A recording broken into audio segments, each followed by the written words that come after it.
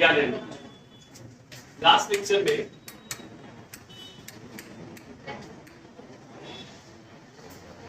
तीन kinematical equation derive किए थे। अब उसके आगे का टॉपिक हम लोग को नेक्स्ट टॉपिक दिया है न्यूटन लॉज ऑफ मोशन। तीन लॉ हम लोग को समझना है, तो वन बाय वन तीनों लॉ को समझते हैं। तो बात करते हैं सबसे पहले Newton first law of motion, short form में लिखा हूं Newton first law of motion, या हम लोग इसको लॉ ऑफ इनर्शिया भी बोलते। क्या बोलते इसको? Newton first law of motion क्या बोलता है बच्चे लोग कि अगर कोई ऑब्जेक्ट रेस्ट पर है तो वो रेस्ट पर रहना पसंद करेगा, और अगर कोई ऑब्जेक्ट मोशन में है तो वो मोशन में रहना पसंद करेगा, मगर कब तक? जब तक उसके ऊपर कोई एक्सटर्नल अनबैलेंस फोर्स एक्ट ना करे। समझ में आया? पहला लॉ क्या बोलता है? अगर कोई ऑब्जेक्ट रुका है तो वो रुका रहना पसंद करेगा, अगर वो मोशन में है तो वो मोशन में रहना पसंद करेगा, मगर कब तक? कि जब तक कि उसके ऊपर कोई external force, external unbalance force act ना करे। सवाल उठता है कि सर ये बैलेंस और अनबैलेंस फोर्स क्या है? देखो, वो फोर्स जिसकी वजह से मोशन हो ना उसको हम लोग बोलते हैं अनबैलेंस फोर्स। क्या बोलते हैं उसको? Unbalance force. मतलब बॉडी मूव अगर हो रही है, मतलब उसके ऊपर जो नेट फोर्स है वो कुछ ना कुछ तो है जिसकी वजह से वो चल रहा है, और अगर बॉडी के ऊपर कोई फोर्स लगा है बट बॉडी मूव नहीं हो तो हम लोग बोलेंगे कि इसके ऊपर जो फोर्स है वो कैसे बैलेंस, कैसे है बच्चे लोग? फॉर एग्जांपल राइट नाउ मेरे ऊपर कोई फोर्स एक्ट कर रहा है क्या? गलत कर रहा है। मेरे ऊपर ग्रेविटेशनल फोर्स एक्ट नहीं कर रहा है। बॉडी जमीन पर मैं वेट अप्लाई कर रहा हूं तो जमीन बदले में मुझे रिएक्शन भी तो दे रही है, तो मेरे ऊपर अभी भी फोर्स है, बट वो फोर्स कैसा है? बैलेंस। कैसा है? बैलेंस। इसी की वजह से मैं कहीं मूव नहीं हूं, मगर इसी के बदले में इस बच्ची को धक्का दे दूं तो ये बच्ची गिर जाएगी। ये बच्ची क्योंकि इसके ऊपर भी ग्रेविटेशनल फोर्स है, इसके ऊपर भी जमीन रिएक्शन दे रही है, बट मैंने इसके ऊपर एक और फोर्स लगाया जो एक्सटर्नल है और कैसा है? अनबैलेंस। इसकी वजह से क्या हो गई? गिर गई। वो टग ऑफ वॉर देखे हो ना, जब तक के दोनों साइड से सेम अमाउंट ऑफ फोर्स लगता है तब तक के रस्सी कहीं नहीं जाती, बट जब एक साइड से फोर्स क्या होने लगेगा तो वो साइड डायरेक्शन में अपना ऑब्जेक्ट उस साइड अपनी रस्सी जो है वो क्या होने लगती है? मूव होने लगती है। तो जब तक के बैलेंस था तो वो मूव, जैसे ही अनबैलेंस हुआ वो मूव होना क्या हो गई? ये बैलेंस और अनबैलेंस फोर्स समझ में आया? तो न्यूटन ने क्या बोला? अगर कोई ऑब्जेक्ट रुका है तो वो रुका रहेगा, अगर कोई ऑब्जेक्ट मोशन में है तो वो मोशन में रहेगा, मगर कब तक के? जब तक के उसके ऊपर कोई एक्सटर्नल अनबैलेंस फोर्स एक्ट ना करे। सर ये बात तो हजम हो जाती है, समझ में आती है कि अगर कोई ऑब्जेक्ट रुका है तो वो रुका रहेगा, बट ये क्या है कि अगर ऑब्जेक्ट घूम रहा है तो वो घूमता रहेगा, चल रहा है तो चलता रहेगा। ऐसा थोड़ी ना है। न्यूटन ने बोला कि आप किसी चीज को फेंक दो तो वो कंटिन्यू फेंकते चली जाएगी, रुकेगी नहीं। पॉसिबल है ऐसा? सोच समझ के पॉसिबल है? चलो आज को समझते हैं। मैं एक एग्जांपल दे रहा हूं बच्चों। फॉर एग्जांपल मैं यहां पर तीन तरीके की सरफेस ले रहा हूं। एक कंक्रीट की बनी है, एक आइस की बनी है, और ये एक स्पेशल सरफेस। ये क्या है? स्पेशल। मैं बाद में बताऊंगा कि ये स्पेशल सरफेस क्या है। अब मैं बोल रहा हूं कि मैं इन दोनों पर यहाँ पर सेम मास का फुटबॉल रखता हूँ और दोनों पर सेम अमाउंट ऑफ फोर्स क्या करता हूँ? अप्लाई। मतलब जितने फोर्स से इसको किक किया उतने ही फोर्स से इसको भी किक किया। सवाल ये है कि इन दोनों में से ज्यादा दूर तक के फुटबॉल किसमें ट्रेवल करेगा? आइस में। सभी का आंसर ये आएगा। क्यों आइस में? आइस स्मूथ है, मतलब सर आइस के अंदर फ्रिक्शन क्या है? कम। फ्रिक्शन समझते हैं? जो अपोज करता है मोशन को उसको क्या बोलते हैं? फ्रिक्शन। तो सर आइस के अंदर क्योंकि फ्रिक्शन कम है इसके लिए बॉल इसके अंदर ज्यादा दूर तक के जाएगा और इसके अंदर ज्यादा दूर तक के। अब जरा ध्यान से सुनो, यहाँ फ्रिक्शन ज्यादा था, यहाँ फ्रिक्शन। मैं बोल रहा ये जो स्पेशल सरफेस है ना इसका फ्रिक्शन 0 है। इसका फ्रिक्शन कितना है? चलो 0। अब बताओ जरा, और अगर मैं यहाँ पर सेम बॉल रखूं और सेम फोर्स अप्लाई करूं तो क्या ये बॉल रुकेगा? बॉल रुकेगा? क्यों सर? क्योंकि यहाँ पर जो रोकने वाली चीज है वो तो है ही नहीं। देखो दोनों ही केस में फ्रिक्शन अनबैलेंस फोर्स था। फ्रिक्शन कैसा था? जो मोशन को क्या कर रहा था? रोक रहा था। बट अगर आप फ्रिक्शन को हटा दो बट अगर आप फ्रिक्शन को तो एक्सटर्नल अनबैलेंस फोर्स नहीं है। आपने एक बार ऑब्जेक्ट को मोशन में लाया तो अब वो कंटिन्यू क्या होगा, चलते चलेगा। समझ में आया? अरे हाँ या ना? पक्का। अगर ऑब्जेक्ट रुका है तो वो रुका रहना पसंद करेगा, अगर ऑब्जेक्ट मोशन में है तो वो मोशन में रहना पसंद करेगा, मगर कब तक, जब तक कि उसके ऊपर कोई एक्सटर्नल अनबैलेंस फोर्स है ना। इसको लॉ ऑफ इनर्शिया क्यों बोलते हैं? देखो इनर्शिया ना हर बॉडी की प्रॉपर्टी होती है। जिस किसी के पास मास है उसके पास क्या होता है, इनर्शिया। उसके पास क्या होता है? चलो इसका एक एग्जांपल मैं आपको देता हूँ। आप अक्सर ये चीज को देखते हो, जब आप लोग बस में चढ़ते हो बच्चे लोग, तो बस रुकी रहती है। जैसे ही आप बस में चढ़ते हो, बस सडनली क्या होती है, एक्सेलरेट होती है और हम लोग पीछे की तरफ ऐसा जाते हैं। नोटिस किया? सिमिलरली बस वाला जब सडनली ब्रेक अप्लाई करता है तो हम लोग कहां पर जाते हैं, आगे की तरफ। किसी ने आपको धक्का दिया क्या आगे? बट ये आगे और पीछे, इसको फॉरवर्ड और बैकवर्ड जंप बोलते हैं। ये क्यों लगा? इनर्शिया की वजह से। किसकी वजह से? इनर्शिया। देखो इस बात को समझो जरा, हम लोग इस सिचुएशन पे Newton first law of motion apply करते हैं। देखो जब आप बस में चढ़े थे, बस कैसी थी, रेस्ट। आप बस के अंदर थे, आपके पैर भी कैसे थे, रेस्ट। अब आपकी बॉडी क्या चाहती है according to Newton first law of motion, कि अगर मैं रेस्ट पर हूं तो मैं रेस्ट पर रहने की कोशिश करूंगा। बट यहाँ पर होता क्या है, कुछ टाइम के बाद बस क्या होगी, स्टार्ट होगी। अब जब बस स्टार्ट होगी तो आपका पैर उसके साथ क्या होगा, मूव होगा। बट आपकी बॉडी क्या चाहती है, मैं रेस्ट पर हूं। आपकी बॉडी तो यही चाहती है। तो आपकी बॉडी क्या करती है, उसको रेजिस्ट करने की कोशिश करती है, अपने स्टेट को चेंज होने से क्या करती है, ये जो रेजिस्टेंस की प्रॉपर्टी ना अपनी बॉडी की, वो अपने स्टेट ऑफ मोशन को चेंज होने से क्या करे, रोके। इसी को हम लोग क्या बोलते हैं, इनर्शिया। पहले वो रुका था, बस भी रुकी थी, वो भी पैर भी रुका था, तो बॉडी भी रुकी थी। बॉडी चाहती है कि वो रुकी रहे, बट बस क्या होती है, स्टार्ट। अब देखो हम लोग रजनीकांत तो है नहीं कि पैर से ऐसा मारेंगे और बस रुक जाएगी, नहीं चलने दूंगा तेरे को, ऐसा पैर सर रोक के रखे, पॉसिबल है क्या? बस तो चलेगी, तो पैर बस के साथ में आगे जाएंगे। बट आपकी बॉडी क्या चाहती है, वो वही रहे। आप इमेजिन करो ना, कोई आपके पैर को आगे लेके जा रहा है बट आपका पेट इधर ही रहना चाहता है, क्या होगा, पीछे की तरफ जाएंगे कि नहीं, बैकवर्ड चल होता है। गाड़ी जब एक्सेलरेट होती है हम लोग कहाँ जाते हैं, पीछे की तरफ। इसी का उल्टा, जब गाड़ी रुकने वाली तो आपकी बॉडी गाड़ी के साथ मोशन में थी, गाड़ी 60 की स्पीड से चल रही थी, आप भी 60 की स्पीड से चल रहे थे। अब उसने सडनली ब्रेक अप्लाई किया, गाड़ी रुक गई। बट आपकी बॉडी क्या चाहती है, मैं अपने मोशन को क्या करूं, कंटिन्यू करूं। अब पैर रुक गए, बॉडी कहां जाएगी, तो कहां लगेगा, फॉरवर्ड जंप। अरे हाँ या ना? समझ में आ रहा है? बैकवर्ड और फॉरवर्ड जंप क्यों लगा, समझ में आ रहा है? एक बार ना हम लोग सब दोस्त लोग कॉलेज से छूटे, पनवेल बस डिपो पे गए बस पकड़ने के लिए। तो बस पूरी भरी मिली, तो हम लोग फटाफट चढ़े, खड़े थे, तो बस सडनली एक्सेलरेट हुई। हम लोग का एक दोस्त था, वो पीछे की तरफ आके ऐसा हम लोग के ऊपर गिर गया। मैंने भाई सीधे से खड़े रहे चुपचाप।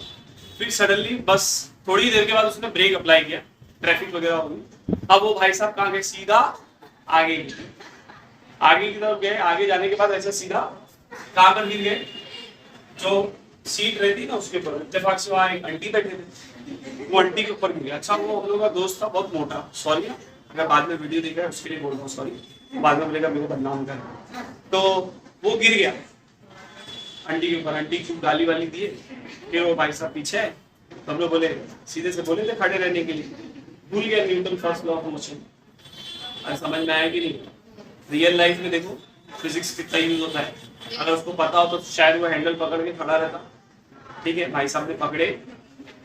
Clear? Newton first law of motion, body अगर रुकी है तो वो रुकी रहेगी, बॉडी अगर मोशन में है तो वो मगर कब तक, जब तक कि उसके ऊपर कोई एक्सटर्नल अनबैलेंस फोर्स अप्लाई। जैसे ये पंखा है बच्चे को, आप देखो अगर इस पंखे को आप बंद कर दो तो कुछ टाइम तक के वो घूमते रहता है। बंद करने के बाद क्यों घूमता है, वो चाहता है कि वो अपने मोशन को क्या करे, कंटिन्यू करे। बट यहाँ पर है एक्सटर्नल फोर्स। यहाँ पर क्या है बच्चे लोग, एयर का रेजिस्टेंस है, ग्रेविटेशनल फोर्स है, जिसकी वजह से पंखा धीरे धीरे क्या हो जा रहा है, रुक जा रहा है। अगर आप यहाँ से एयर का फ्रिक्शन निकाल दो, एयर निकाल दो, ग्रेविटी निकाल दो, तो आप यकीन जानो आपका पंखा जिंदगी भर घूमेगा बिना करंट, बिना क्यों, according to Newton first law of motion. अगर ऑब्जेक्ट मोशन में है तो मोशन में रहेगा, मगर कब तक, जब तक कि कोई एक्सटर्नल फोर्स। तो यहाँ एक्सटर्नल फोर्स कौन है, एयर का फ्रिक्शन और ग्रेविटेशनल फोर्स।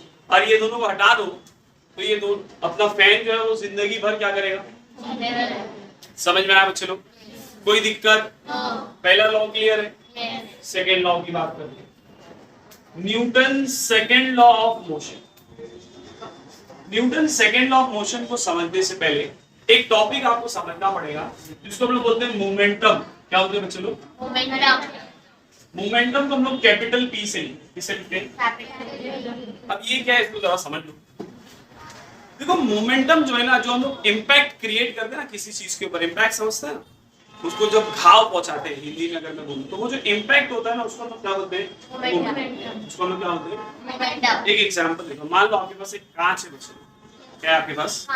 और मैं बोलता हूँ कि इस कांच को आपको तोड़ने गए इतने छोटे से पत्थर से, एक इतना छोटा पत्थर लेता हूँ, कांच है, मैं जस्ट इतने ऊपर रखा और वो पत्थर उस कांच के ऊपर गिरा देता, क्या वो कांच टूटेगा? No. नहीं सर। अगर आपको उसको कांच को तोड़ना है तो आपको बड़ा पत्थर लाना, सही बोल रहा हूँ? आप उतनी हाइट से बड़ा पत्थर गिराओगे कांच का आ जाएगा। बट अगर मैं आपको बोलूं नहीं भैया मेरे को वही पत्थर से उस कांच को तोड़ना है, तो आप बोलेंगे सर आप उसको हाइट पे लेके जाओ या आप उसको बहुत स्पीड से क्या करो उस कांच के ऊपर, सही बोल रहा हूँ? Yes. तभी वो टूटेगा। मतलब अगर इम्पैक्ट करवाना है, इम्पैक्ट करवाना है तो दो चीज चाहिए, पहला तो मास और दूसरा वेलोसिटी। दूसरा क्या बच्चे लोग? इस बात को एक और एग्जांपल से समझो। मैं बोलता हूँ कि मान लो आप एक दिन घर पर आए और आपको पता चला आपके घर में चोर घुस गया और आपके घर में दो दरवाजे, एक हॉल वाला दरवाजा और एक बेडरूम। चोर बेडरूम के अंदर छुपा है, अंदर से लॉक है दोनों दरवाजा, आपको दरवाजा क्या करना पड़ेगा? दरवाजा तो बड़ा मजबूत होता है, तो आपने बहुत फोर्स कोशिश की लगाने की, बट आपसे दरवाजा टूटा। तो मैंने आपको बोला भैया दया को बुलाओ, वो दरवाजा तोड़ने का क्या है स्पेशलिस्ट। तो आप लोगों ने दया को कॉल करके बुलाया, दया आया, दया ने आया, दरवाजे को क्या किया, 2-4 बार मारा, दरवाजा क्या हो गया? अच्छा, आप में और दया में क्या फर्क था?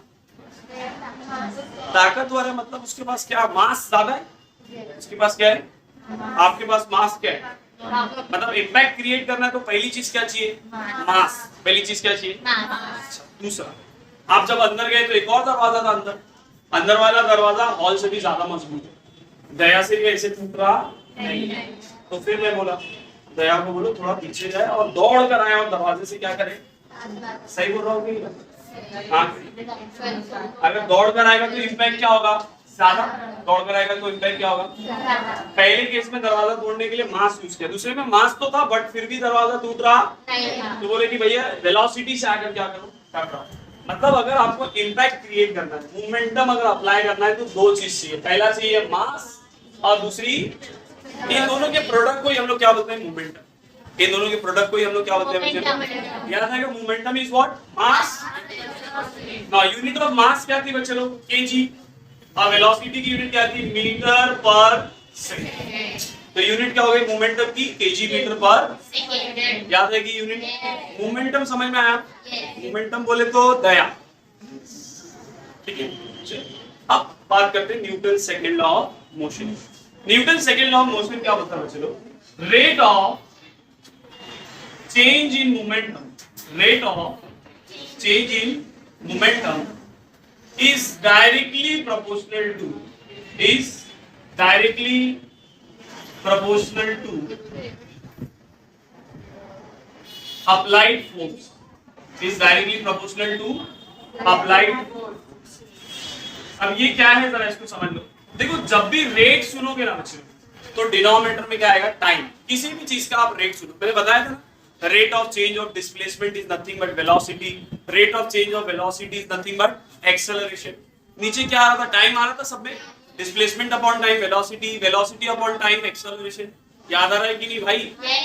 तो जब भी कहीं पर भी रेट सुनने का मतलब डिनोमिनेटर में क्या आने वाला है? टाइम। हम लोग को चाहिए चेंज इन मोमेंटम। क्या चाहिए बच्चे लोग? अब जरा ये देखो चेंज इन मोमेंटम क्या है।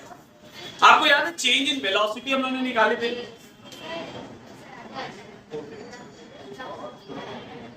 Change in momentum, change in momentum कैसे निकाले, सॉरी चेंज इन वेलोसिटी कैसे निकाले थे?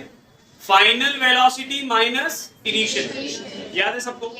हम लोग पहले चेंज इन मोमेंटम निकाले, क्या निकालते बच्चे लोग? Change in momentum.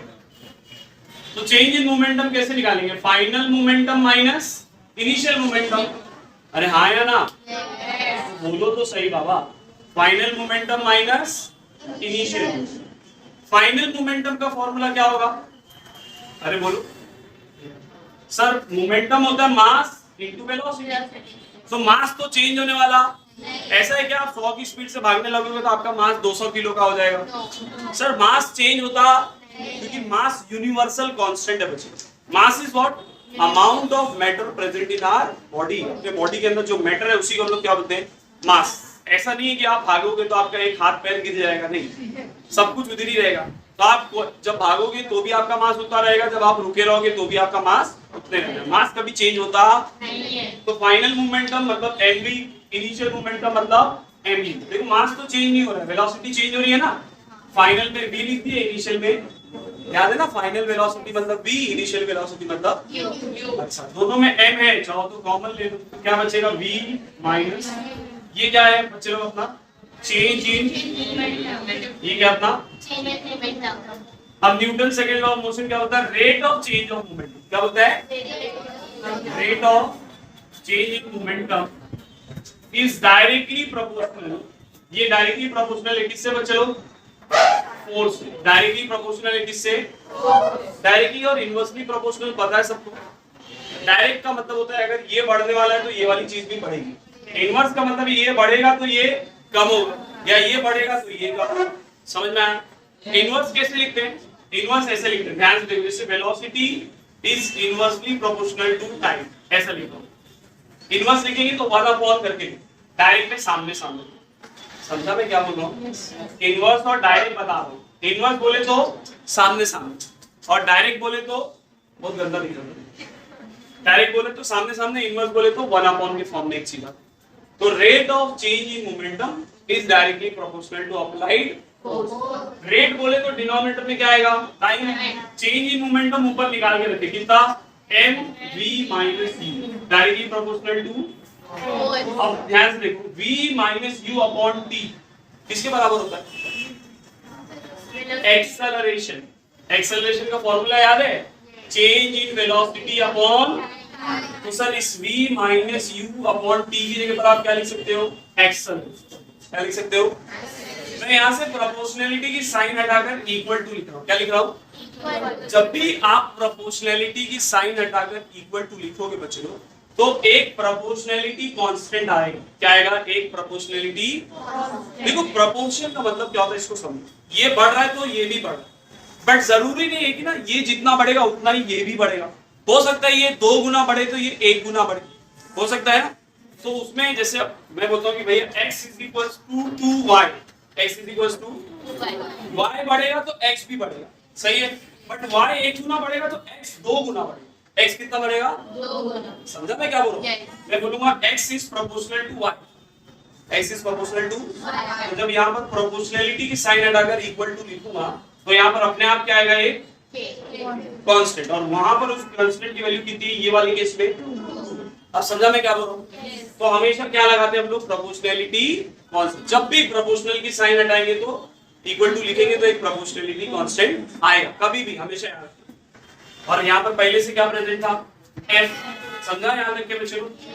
अच्छा, आप इस एक्सपेरिमेंट से इस k की वैल्यू अगर निकालोगे तो कितनी आती है? आप एक्सपेरिमेंट करके k की वैल्यू क्या कर सकते हो? Calculate.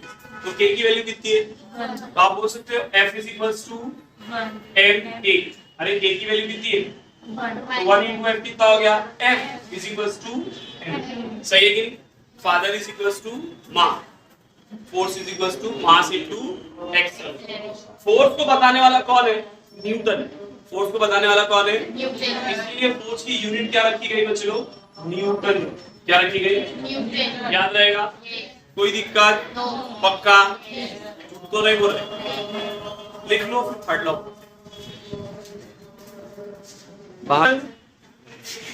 Third law of Newton. एकदम आसान है। Newton third law of motion बोलता है every action has equal and opposite reaction. हर एक्शन का आपको उतना ही बट अपोजिट डायरेक्शन में क्या मिलेगा? एक रिएक्शन। एग्जांपल समझाने के लिए सिर्फ दे रहा हूं। जैसे मान लो ये बच्ची को एक थप्पड़ मार दी, तो बदले में ये बच्ची को एक थप्पड़ मार देगी। Every action has equal and opposite reaction. समझ में आया? यस। बस हमेशा याद रखना ये एक्शन और रिएक्शन अलग अलग बॉडी से आते हैं। सामने वाले ने एक्शन दिया है तो अपोजिट वाला क्या देगा? रिएक्शन। सिंपल है। यस। याद रखना Newton third law of motion जो है ना बच्चों के लिए बहुत इंपॉर्टेंट है। इसी के ऊपर हम लोग रॉकेट वगैरह इस लॉ के ऊपर क्या करते हैं? लॉन्च। जब आप रॉकेट को ध्यान से देखो तो जब वो फायर करता है तो जमीन पर वो एक हाई प्रेशर क्या करता है? क्रिएट। मतलब है जमीन भी इसको क्या करती है? रिएक्शन देती है। उसी की वजह से वो कहाँ जाता है? ऊपर की तरफ। समझ में आया? That's it. इसमें कोई न्यूमेरिकल वगैरह नहीं है, कोई प्रूफ नहीं है। ठीक है। नेक्स्ट टॉपिक और इम्पोर्टेंट पार्ट है जिसको हम लोग बोलते हैं कंजर्वेशन ऑफ मोमेंटम। क्या बोलते हैं इसको? Law of conservation of momentum. Momentum मैंने अभी पीछे आपको एक्सप्लेन किया था। मैंने मोमेंटम अभी आपको एक्सप्लेन किया था। मोमेंटम क्या होता है? Mass into wait. मोमेंटम का कंजर्वेशन का मतलब क्या है? देखो कोई भी बॉडी है ना वो अपने मोमेंटम को हमेशा कंजर्व क्या करती है? कंजर्व। मतलब अगर मैं कोई मोशन करने अगर कोई मैं मोशन परफॉर्म करने वाला हूं तो मोशन से पहले का मोमेंटम और मोशन के बाद का मोमेंटम क्या रहेगा? सेम रहेगा। या मान लो आपके पास दो ऑब्जेक्ट है जो आपस में कोलाइड होने वाले, तो टकराने से पहले और टकराने के बाद का मोमेंटम दोनों बॉडी का क्या होगा? कंजर्व। अलग नहीं होगा, कंजर्व होगा, सेम होगा। एक एग्जांपल लेते हैं। जैसे मान लो बच्चों कि अपने पास दो बॉल है, एक का मास m1 है और एक का मास m2। लेट्स से ये u1 वेलोसिटी से इस डायरेक्शन में जा रहा था और ये u2 वेलोसिटी से इस डायरेक्शन में, दोनों सेम डायरेक्शन में जा रहे हैं। तो जाहिर सी बात है दोनों क्या करेंगे? टकराएंगे। टकराने के बाद ये दोनों कहाँ जाएंगे? Opposite direction. तो लेट्स से टकराने के बाद इसकी वेलोसिटी हो गई v1 और इसकी वेलोसिटी क्या हो गई? सही है कि नहीं? कोई दिक्कत है बच्चों? अच्छा आप एक बात बताओ, जब ये इससे टकराएगा तो ये कुछ फोर्स इसके ऊपर अप्लाई करेगा। अच्छा जब ये इससे टकराकर कुछ फोर्स अप्लाई करेगा तो बदले में ये भी तो उसके ऊपर फोर्स अप्लाई करेगा। Every action has equal and opposite reaction. But sir opposite होगा। कैसा होगा? अगर ये प्लस में दे रहा होगा तो ये सही बोल रहा हो कि नहीं भैया? अच्छा तो हम लोग भी पढ़ लिए। Let the force applied by m1 on m2 be f1, उसको हम लोग क्या बोल देते हैं? Similarly let the force applied by m2 on m1 be f2। m1 m2 पर जो फोर्स लगाएगा वो कितना होगा? f1। और m2 जो m1 पर फोर्स लगाएगा वो कितना होगा? हम लोग पढ़ेंगे दोनों फोर्स कैसे होंगे? सेम ना, बस फर्क अलग है कि एक प्लस होगा तो दूसरा क्या होगा? तो मैं लिखूंगा by Newton third law of motion. Sir F1 किसके बराबर होगा? F2। बट अगर ये प्लस है तो ये क्या होगा? ये समझा सबको? कोई दिक्कत? Now we know that father is equals to माँ। बोलो ma है ना, मदर नहीं माँ है। तो F की जगह हम लोग क्या लिख सकते हैं? ma। अरे हाँ है ना? तो ये 1 के लिए तो नीचे सफिक्स में क्या लगा देंगे? ऐसे यहाँ पर m2 8। कोई दिक्कत है क्या बच्चे लोग? देखो हम लोग को प्रूफ करना है कि टकराने से पहले और टकराने के बाद का मोमेंटम क्या होगा? सेम। अब जरा ध्यान से देखो। एक्सेलरेशन याद है आप लोग को हम लोग पढ़े थे? Change in velocity upon time. सही है कि नहीं? सिमिलरली यहाँ पर भी क्या होगा? a2 की जगह लिख देंगे v2 minus u2 upon t। सही है कि नहीं? ये t से ये t डिवीजन में है ना, दोनों साइड से क्या हो जाएगा? अच्छा मैं इसको m1 को अंदर मल्टीप्लाई कर रहा हूँ तो m1 इंटू v1 कितना आ जाएगा? m1 v1 फिर माइनस m1 u1। यहाँ पर क्या होगा? Minus m2 v2 minus minus plus m2 u2। अरे सही है कि नहीं? माइनस m2 v2 इधर आएगा तो क्या हो जाएगा बच्चे लोग? m1 v1 प्लस में था, ये माइनस उठा के इधर लाया तो प्लस। सही है? ऐसे ये माइनस m1 u1 इधर आएगा तो प्लस m1 u1। अरे हाँ या ना? अब जरा ध्यान से देखो बच्चे, इन दोनों में इनिशियल वेलोसिटी है, मतलब ये इनिशियल मोमेंटम हुआ। ये दोनों में फाइनल वेलोसिटी है, मतलब ये फाइनल मोमेंटम हुआ। देखो कोलिजन से पहले और कोलिजन के है ना मोमेंटम से, मतलब मोमेंटम क्या हो गया? कंजर्व। मोमेंटम क्या हो गया? इस law of conservation of momentum पे बहुत सारे एप्लीकेशन होते हैं। यूट्यूब पर एक वीडियो डाल के रखा हूँ, देखेंगे, जिसमें मैं क्लास में एक पहिया घुमा रहा हूँ, हाँ साइकिल के टायर घुमाकर एक्सप्लेन कर रहा हूँ कंजर्वेशन ऑफ एंगुलर मोमेंट। ये लीनियर मोमेंटम था, वो किस पर चलता है? एंगुलर। जब 12th में आओगे तो वो एक्सप्लेन करूंगा, अभी अपना वो टॉपिक नहीं है। एंगुलर मोमेंटम और लीनियर मोमेंटम हो, दोनों ही हो, वो क्या रहना चाहिए? कंजर्व होता है, हमेशा क्या होता है? कंजर्व। अब मैं इसके कुछ एप्लीकेशन बताऊं। आप लोग देख रहे हैं बच्चों कि जब हम लोग गन में से बुलेट को फायर करते हैं तो हम लोगों ने पढ़े जब बुलेट आगे की तरफ जाएगा तो जितना फोर्स बुलेट के ऊपर लगाया उतना फोर्स कौन लगाएगा? गन के ऊपर बुलेट भी तो लगाएगी ना।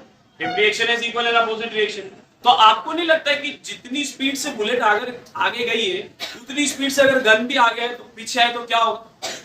सर सामने वाला मरेगा कि नहीं मरेगा ये पता नहीं, निशाना मेरा सही था कि गलत था ये पता नहीं, मैं पक्का मरूंगा। सही है कि नहीं? क्योंकि जितनी स्पीड से बुलेट गई है उतनी स्पीड से गन आएगी तो पक्का है कि सर हम लोग की फेस। सही है कि नहीं? बट ऐसी सिचुएशन में काम आता है law of conservation of momentum. देखो बुलेट का मास कम है, बुलेट का मास, इसके लिए उसकी वेलोसिटी क्या है? ज्यादा। बट गन का मास क्या है?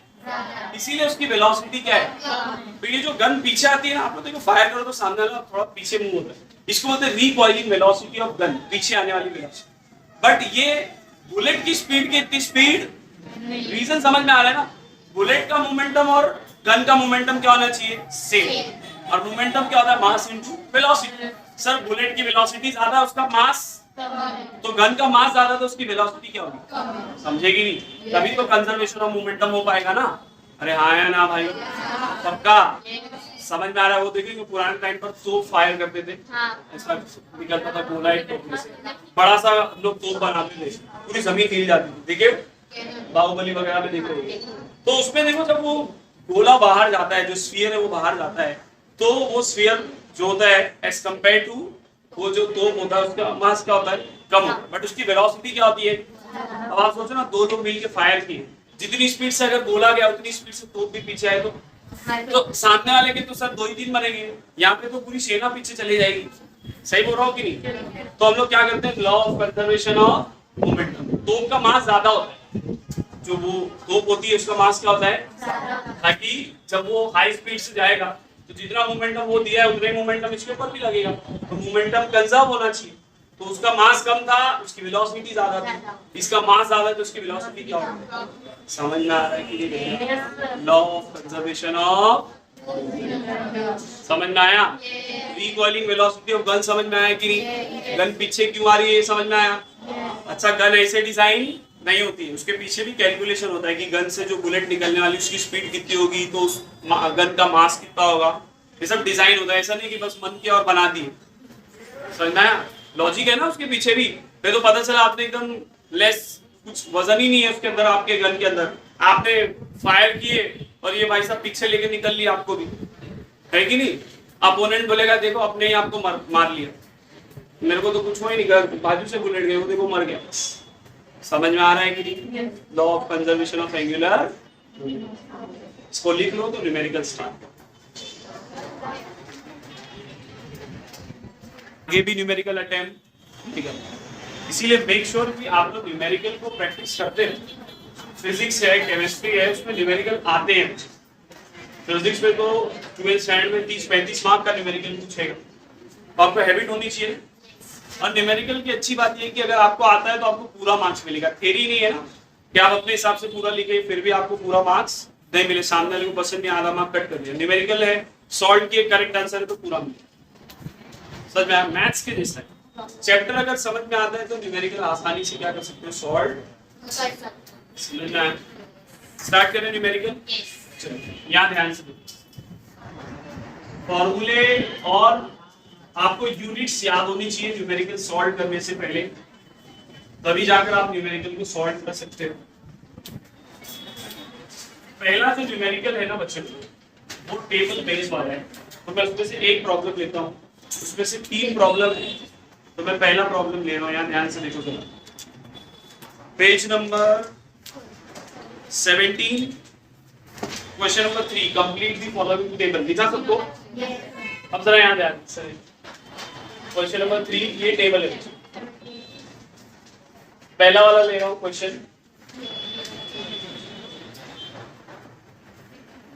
क्या दिया है? U मतलब initial velocity, metre per second में, acceleration metre per second square में, टाइम सेकंड में, और यहाँ पर v is equals to u plus 80, ये फॉर्मूला दिया हुआ है, और v भी किस में आएगा, मीटर पर सेकंड। अब उसमें देखो क्या क्या गिवन है। बोल रहा है u अगर 2 है, a 4 है और t कितना है 3, तो v कितना होगा। सेकंड में पूछ रहा है u कितना होगा अगर a 5 है, t 2 है और v कितना है। समझ में आया। तो अब इस पहले इसको सॉल्व, तो देखो v किसके बराबर होता है, u प्लस 80 दिया है ना क्वेश्चन में। v कितना है निकालने कैसे, मैं पहला वाला सॉल्व कर रहा हूं। u कितना है चलो 2, a कितना है 4 और t कितना है 3, 4 3 सा 12 प्लस 2 40 मीटर पर मिल गया v। हिंदी अरे हाथ ही नहीं भाई, इसलिए ना सेकंड वाला सॉल्व कर सकते हैं इजीली, सेम पैटर्न पर होगा solve. v is equals to u plus 80। now what is v, sir v नहीं, v 20 है ना, v की वैल्यू कितनी है, u सर निकालने का, a कितना दिया है 5 और t कितना है 5 2 सा प्लस 10 इधर आया तो माइनस 10, 20 माइनस 10 कितना हो गया, u की यूनिट क्या होती है मीटर पर, अरे वेलोसिटी है ना, इसकी यूनिट क्या होगी मीटर पर।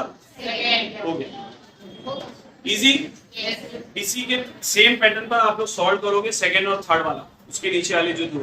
मैं आ रहा हूँ क्वेश्चन नंबर 7 पे, उसके अंदर वर्ड प्रॉब्लम्स है। पहला प्रॉब्लम देखो, पूरा an object move 18 metre in first 3 second, 22 metre in next 3 second and 14 metre in last 3 second. What is the average speed. 3 distance दिया और 3 टाइम दिया हुआ है, अरे 3 डिस्टेंस दिया है ना, तो लेट्स से d1 मतलब डिस्टेंस 1 कितना दिया है 18, टाइम कितना लगा उसके लिए 3 सेकंड। ऐसी d2 कितना दिया है चलो 22, टाइम कितना लगा उसके लिए, d3 कितना दिया है, टाइम कितना लगा उसके लिए। समझ में आया। हम लोग को पूछ रहा है कि एवरेज स्पीड कितनी होगी। याद हम लोगों ने स्पीड का फॉर्मूला पढ़े थे, या एवरेज स्पीड का फॉर्मूला पढ़े थे, total distance upon total time. याद है, total distance upon total time, यही पढ़े थे ना बच्चों। टोटल डिस्टेंस बोले तो सर, टोटल डिस्टेंस बोले तो d1 plus d2 plus d3, total time बोले तो t1 plus t2 plus t3। What is d1 sir 18, what is d2 22, what is d3 40, what is t1 3, what is t2 3 and what is t3 18 plus 22 40, 40 plus 14 कितना हो गया 50, 3 plus 3 plus 3 कितना हो गया 9 1 सा 9 6। Speed निकाल रहे हैं ना बच्चों, स्पीड की यूनिट क्या होती है मीटर पर। एवरेज स्पीड कितनी आ गई अपनी 6 मीटर पर। चिंदी अरे हाँ ना बोलो। सेकेंड वाला देखो क्या बोल रहा है, an object of mass 16 kg is moving with an acceleration of 3 metre per second. एक ऑब्जेक्ट है जिसका मास कितना दिया है 16 और उसका एक्सेलरेशन कितना दिया है 3 मीटर पर सेकंड। बोल रहा है कैलकुलेट द अप्लाइड फोर्स, क्या निकालो फोर्स निकालो। ठीक है, आगे भी कुछ बोल रहा है, बोल रहा है if the same force is applied on an object of mass 24 kg, ये जितना फोर्स आएगा उतना ही फोर्स हम लोग एक दूसरे मास पर लगा रहे हैं, वो कितना है 24 kg। अब दो मास आ गया, इसके लिए एक को m1 a1 और f1 ले लेते हैं, दूसरे को क्या लेते हैं m2। कितना दिया है 24 kg। बोल रहा है सेम फोर्स अप्लाई करना है, उसने क्या बोला मतलब ये जितना आएगा उतना ही फोर्स यहाँ पर अप्लाई होगा। तो लेट्स से F2 होगा वो, बट F2 किसके बराबर होगा F1। एक क्वेश्चन में बोला है सेम फोर्स, उसने खुद ही बोला। तो पूछ रहा है कि इसके ऊपर जब इतना ही फोर्स अप्लाई होगा तो उस केस में इसका एक्सेलरेशन कितना होगा। तो पहले F1 निकालते हैं, F1 निकालेंगे तो F2 मिल जाएगा, फिर उससे हम लोग क्या निकाल लेंगे A2। कैसे निकालेंगे सर, हम लोग ने पढ़े फादर इज इक्वल्स टू मां। अरे हाँ है ना, अगर मैं F1 के लिए लिखूं तो M1 A1, what is M1 sir 16, what is A1 3, 16 3 सा और फोर्स की यूनिट क्या बताया था न्यूटन। मिल गया F1, पहला केस सॉल्व। दूसरे में हम लोग को A2 चाहिए, बट सर हम लोग पढ़ेंगे F2 किसके बराबर है, और वो कितना है 48, मतलब F2 भी मिल गया। फिर से वही फादर इज इक्वल टू, अब 2 के लिए लिख दो, व्हाट इज F2 बच्चा लोग 48, M2 कितना 24, A2 24 नीचे आएगा ना, 48 डिवाइडेड बाय 24 1 24, कितना है एक्सेलरेशन, कितना आया एक्सेलरेशन की यूनिट मीटर पर सेकेंड। मैंने पहले बोला यूनिट आपको याद रहनी चाहिए, समझ में आया, यूनिट सबकी बताया था, निकाल निकाल के सिखाया हूं कि कैसे आती है। तीसरा देखो बोल रहा है, ये थोड़ा सा अलग क्वेश्चन है, थोड़ा सा हार्ड, इसको समझ लो। बोला a bullet of having a mass of 10 gram, पहले तो वो 10 ग्राम नहीं 100 ग्राम, उसको चेंज कर लो। बुलेट का मास कितना है 100 ग्राम, तो मैं मास ऑफ बुलेट को mb लिख देता, क्या लिख देता हूं, कितना है बच्चे लोग 100 ग्राम, ठीक है। With moving with a speed of 1.5 metre per second, bullet कितनी स्पीड से ट्रेवल कर रही है बच्चे लोग, बुलेट पहले गन के अंदर थी, मतलब वो पहले रुकी थी, मतलब इनिशियल वेलोसिटी ऑफ बुलेट कितनी होगी 0, और उसकी फाइनल वेलोसिटी कितनी दी है 1.5 मीटर पर, सही है कि नहीं, अरे कोई दिक्कत, आगे क्या बोल रहे हैं, penetrate a thick wooden plank of mass 90 ग्राम, एक प्लैंक है जिसका मास कितना दे दिया है 90 ग्राम, उसको जाकर वो क्या कर रही है पेनिट्रेट, सॉरी इसमें कट करके रखा है 900 ग्राम, कितना है मास ऑफ प्लैंक। जैसे मान लो आपने गोली फायर की, तो बुलेट जाकर एक लकड़ी है उसको क्या कर रही है हिट कर रही है, उस लकड़ी का वजन कितना दिया है 900, मास ऑफ प्लैंक कितना दिया है 900 ग्राम्स, सही है। आगे क्या बोला देख, the plank was initially rest, plank कैसा था पहले, मतलब इनिशियल वेलोसिटी ऑफ प्लैंक कितनी है 0, इनिशियल वेलोसिटी ऑफ प्लैंक कितनी है। फिर क्या बोल रहा है, the bullet get embedded in the plank, embedded मतलब उसी के अंदर रह गई, फंस गई, गोली चलाए तो गोली प्लैंक को आर पार नहीं करी, उसी के अंदर रह गई। अब हो रहा है जब गोली उसके अंदर जाएगी टकराएगी तो जाहिर सी बात है प्लैंक मूव होगा ना, तो पूछ रहा है कि प्लैंक की फाइनल वेलोसिटी क्या है, मतलब अब जब उसके अंदर बुलेट फंस गई है तो वो आगे जा रहा है, तो उन लोग की वेलोसिटी कितनी है ये कैलकुलेट करके बताओ। क्वेश्चन समझ में आया पक्का। हम लोग को निकालना है फाइनल वेलोसिटी ऑफ प्लैंक। इसमें गड़बड़ क्या करते हैं इसको ध्यान से सुनो, गड़बड़ हम लोग करते हैं बच्चों कि देखो बुलेट प्लैंक के अंदर है ना, मतलब अब प्लैंक का मास कितना हो गया 1000 ग्राम, 900 ग्राम का तो प्लैंक था और 100 ग्राम की बुलेट उसी के अंदर है ना, आर पार नहीं हुई, तो प्लैंक का मास अब कितना हो गया, हम लोग प्लैंक का मास जब सब्स्टिट्यूट करते तो कितना लिखते हैं 900, कितना लिखते हैं, बट एक्चुअली भी कितना हो गया है वो 1000, ये ध्यान में रखो। देखो मास दिया है, इनिशियल वेलोसिटी दिया है, फाइनल वेलोसिटी दिया है, मतलब वो किसकी बात कर रहा होगा, मोमेंटम की, किसकी बात कर रहा होगा, गोली चल रही है, अभी गोली चलने वाला एग्जांपल किसमें लिए थे मोमेंटम में, मतलब बात चल रही है law of conservation of momentum, और हमने अभी पढ़े थे law of conservation of momentum क्या होता है, before the collision and after the collision momentum क्या होगा सेम, मतलब sir mass of bullet initial velocity of bullet, mass of Planck initial velocity of Planck किसके बराबर होगा, mass of bullet final velocity of bullet, mass of Planck final velocity of Planck. याद आया, m1u1 plus m2u2 is equals to m1v1 plus m2v, वही है बस यहाँ 1 और 2 की जगह पर बुलेट और प्लैंक आ, यहाँ पर जो प्लैंक का मास होगा वो कितना होगा बच्चे लोग 1000 होगा, याद रखना, बार बार बोल रहा हूँ 1000 क्यों होगा, ये समझ में आ रहा है ना, गोली उसी के अंदर है। अच्छा एक बात बताओ, इनिशियली बुलेट रुका हुआ था ना, इनिशियली बुलेट की वेलोसिटी कितनी थी, तो 0 into m कितना हो गया, ऐसी इनिशियली प्लैंक भी क्या था रुका था, तो 0 into m कितना हो गया, मास ऑफ बुलेट कितना है 100 ग्राम, एक्चुअली इसको करना चाहिए था कन्वर्ट केजी में, बट दोनों जगह ग्राम है तो कैंसिल हो जाएगा, टेंशन लेने की जरूरत नहीं। वेलोसिटी ऑफ बुलेट कितनी है 1.5 प्लस मास ऑफ प्लैंक कितना है चलो 900 है ना, हाँ है ना, नहीं इतने देर से समझा रहा हूँ फिर, अरे मास ऑफ प्लैंक लेंगे कितना 1000, सब बात सही है, मास ऑफ प्लैंक 100 है, बट इस केस में क्योंकि इसके अंदर बुलेट है ना, तो आप कितना लेंगे यहाँ पर 1000 कितना लेंगे, और वेलोसिटी ऑफ प्लेन तो हम लोग को निकालने का ही है। 100 into 1.5 किया तो कितना आ जाएगा, चलो 50 1.5 है ना, तो उसको अगर मैं 100 से मल्टीप्लाई करूंगा तो 150 हो जाएगा, सही है कि नहीं, प्लस 1000 VT प्लस 150 इधर आएगा तो माइनस 150 इज इक्वल टू 1000। अगर मैं 1000 को नीचे लेकर आऊं बच्चों तो इसका आंसर कितना आएगा, बोलो जल्दी से। 150 डिवाइडेड बाय 1000 कितना आता है, 0.1, सही है कि नहीं, is equal to what, VT। Velocity की यूनिट क्या होती है बच्चों, मीटर पर।